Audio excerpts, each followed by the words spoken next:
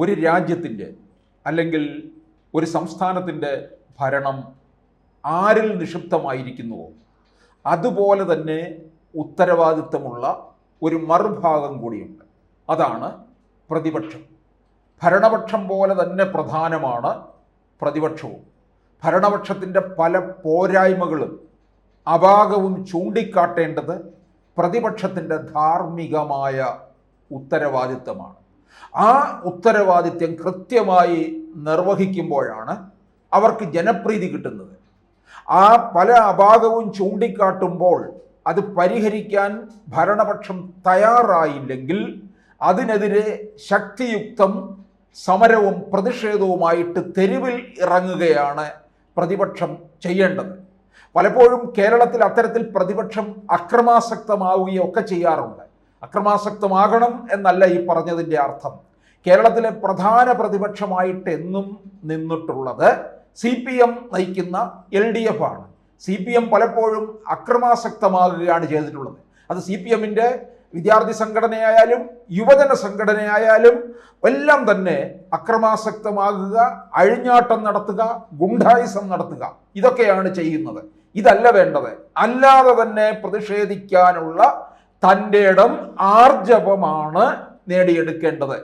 അത് നേടിയെടുക്കാൻ കഴിയാതെ വരുമ്പോൾ പ്രതിപക്ഷം വെറും നിഷ്കുണരായി മാറുകയായിരിക്കും ചെയ്യുന്നത്. അതാണ് നമ്മൾ കേരളത്തിൽ കണ്ടുകൊണ്ടിരിക്കുന്നത്.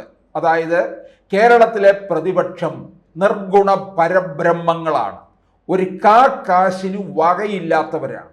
UDF എന്ന് പറയുമ്പോൾ അതിനകത്ത് കോൺഗ്രസ്, മുസ്ലിം ലീഗ്, RSP, പിന്നെ കേരള കോൺഗ്രസ്, ജോസഫ് വിഭാഗം, ഫോർവേഡ് ബ്ലോക്ക്, അങ്ങനെ ഒറ്റയാൾ പട്ടാളങ്ങളുള്ള നിരവധി ഘടകകക്ഷികൾ ചേർന്നതാണ് UDF. ഇതുപോലെ തന്നെയാണ് LDF എന്ന് പറയുന്നത്. അപ്പോൾ UDFന് എന്താണ് ചെയ്യാൻ കഴിയേണ്ടത്? അതിന് UDFൻ്റെതായ ഒരു സമിതിയുണ്ട്, UDFന് ഒരു കൺവീനറുണ്ട്, ഓരോ പാർട്ടിക്കും അതിൻ്റെതായ സംവിധാനങ്ങളൊക്കെ ഉണ്ട്. ഇതെല്ലാവരും കൂടെ ചേർന്നുകൊണ്ട് ഭരണപക്ഷത്തിനെ അടിക്കാൻ പറ്റുന്ന പല തരത്തിലുള്ള കാര്യങ്ങൾ കിട്ടിയിട്ടും അവർക്ക് മുന്നോട്ട് പോകാൻ കഴിയാതെ വരുന്ന ഒരു സാഹചര്യമാണ് കാണുന്നത്. 2021 പിണറായി വിജയൻ അധികാരത്തിൽ വന്നു. പിന്നീട് നമ്മൾ ഇങ്ങോട്ട് കേൾക്കുന്നത് മുഴുവൻ പലതരത്തിലുള്ള അഴിമതിയുടെ കഥകളാണ്. പിണറായി വിജയനും കുടുംബത്തിനും പാർട്ടിക്കും എതിരായിട്ടുള്ള നിരവധി അഴിമതികളാണ്, ആരോപണങ്ങളാണ് നമ്മൾ കേട്ടുകൊണ്ടിരിക്കുന്നത്. ഇതിനെതിരെ അല്പമെങ്കിലും ചലിക്കാനായിട്ട് കേരളത്തിലെ പ്രതിപക്ഷത്തിന് സാധിച്ചിട്ടില്ല എന്നുള്ളതാണ്. ഒരു തരത്തിലും അത് അഴിമതിയുടെ കാര്യമാണെന്നുണ്ടെങ്കിൽ അതുപോലെ തന്നെ മറ്റുള്ള വരുന്നത് ജനകീയ പ്രശ്നങ്ങൾ.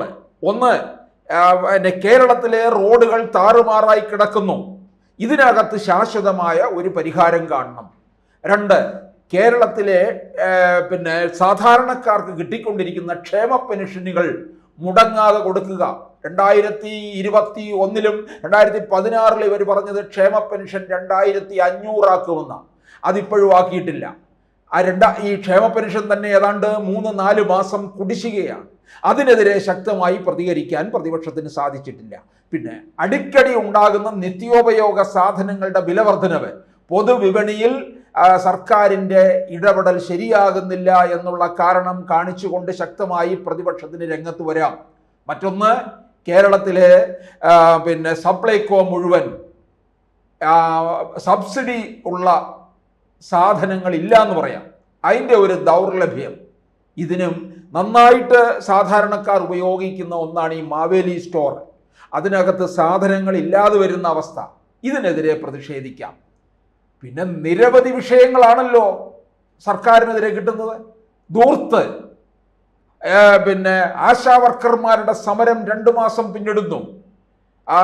PSC ലിസ്റ്റിലുള്ളവർക്ക് കൃത്യസമയത്ത് നിയമനം നടത്താതെ പിൻവാതിൽ നിയമനം നടത്തി പാർട്ടിയിലുള്ളവരെ സംരക്ഷിക്കുന്ന രീതി, അതിനെതിരെ സമരം ചെയ്യാം.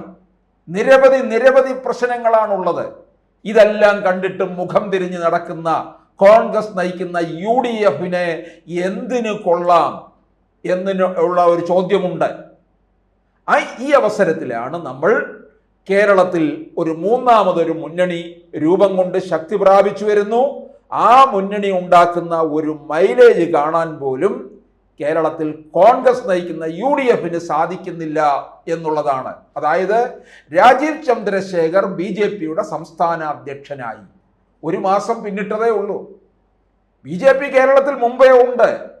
BJPക്ക് നിയമസഭയിൽ ഒരു സീറ്റ് ഉണ്ടായിരുന്നു, അത് ഇല്ലാതാവുകയും ചെയ്തു. പാർലമെന്റിൽ ഒരു MP ഉണ്ട്, കേരളത്തിൽ നഗരസഭയും ഭരിക്കുന്നുണ്ട്, അതുപോലെ തന്നെ മുനിസിപ്പാലിറ്റി ഉണ്ട്, ചില പഞ്ചായത്തുകളിൽ ഭരിക്കുന്നുണ്ട്.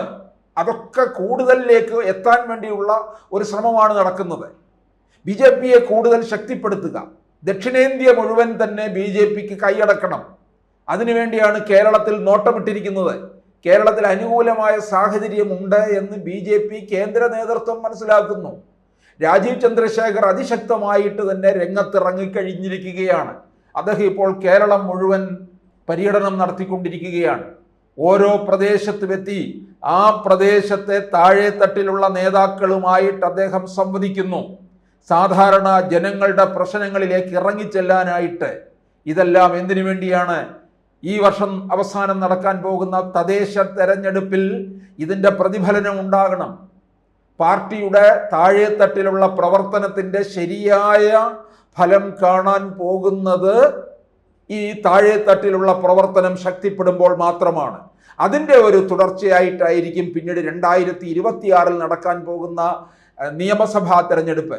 അതിൽ വലിയൊരു മാറ്റം ഉണ്ടാക്കണമെന്ന് രാജീവ് ചന്ദ്രശേഖർ നയിക്കുന്ന BJPയുടെ കേരള ഘടകത്തിന് താല്പര്യമുണ്ട്. അതുകൊണ്ട് കേരളത്തിൽ BJPയിൽ ഇപ്പോൾ വിഭാഗീയതയില്ല. വിഭാഗീയത കാണിച്ചവരൊക്കെ തന്നെ പേടിച്ച് ഇപ്പോൾ രാജീവ് ചന്ദ്രശേഖറിൻ്റെ കുടക്കീഴിൽ അണിനിരന്നിരിക്കുകയാണ്. കാരണം ഇത് വിട്ടിരിക്കുന്നത് മറ്റാരുമല്ല, രാജീവ് ചന്ദ്രശേഖറിനെ വിട്ടിരിക്കുന്നത് നരേന്ദ്രമോദിയും അമിത്ഷാ കൂട്ടുകെട്ടും കൂടി ചേർന്നാണ്. അങ്ങനെ വരുമ്പോൾ ഇതിൻ്റെ മാറ്റം ഉണ്ടാകും എന്നുള്ളത് വളരെ വ്യക്തമായ കാര്യമാണ്. അതിൻ്റെ സൂചനകളാണ് പലപ്പോഴും കിട്ടിത്തുടങ്ങിയിരിക്കുന്നതും. കേരളത്തിന് നിരവധി നേട്ടവും ഉണ്ടാകാൻ പോവുകയാണ്. പല പല കാര്യങ്ങൾ കേരളത്തിന് ലഭിച്ചിരിക്കും എന്നാണ് രാജീവ് പറയുന്നത്. അതായത് ഇപ്പോൾ തന്നെ വിഴിഞ്ഞം രാജ്യാന്തര തുറമുഖം രാഷ്ട്രത്തിന് സമർപ്പിക്കുകയാണ്. അത് BJP സർക്കാരിൻ്റെ ഒരു വലിയ ക്രെഡിറ്റ് തന്നെയാണ്.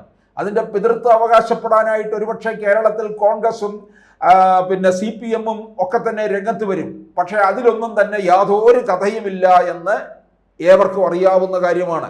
അതിനകത്ത് BJPക്കാണ് അതിൻ്റെ ക്രെഡിറ്റ് മുഴുവനായിട്ട് അവകാശപ്പെട്ടിരിക്കുന്നത്. കാരണം മുൻകാലങ്ങളിലും ഈ വിഴിഞ്ഞം തുറമുഖം ചർച്ച ചെയ്ത് കൊണ്ടുപോയിട്ടുള്ളതേ ഉള്ളൂ. അത് പ്രാവർത്തികമാക്കാനായിട്ട് നടപ്പിലാക്കി കൊണ്ടുവരാന് അത് യാഥാർത്ഥ്യമാക്കി കാണാനും BJPയെ കൊണ്ടേ സാധിച്ചിട്ടുള്ളൂ. അതുകൊണ്ടാണ് അവരിലേക്ക് തന്നെ ക്രെഡിറ്റ് പോകുന്നത്. അതുപോലെ തന്നെ തിരുവനന്തപുരത്ത് നേമത്തൊരു സൈനിക സ്കൂൾ അനുവദിച്ചു.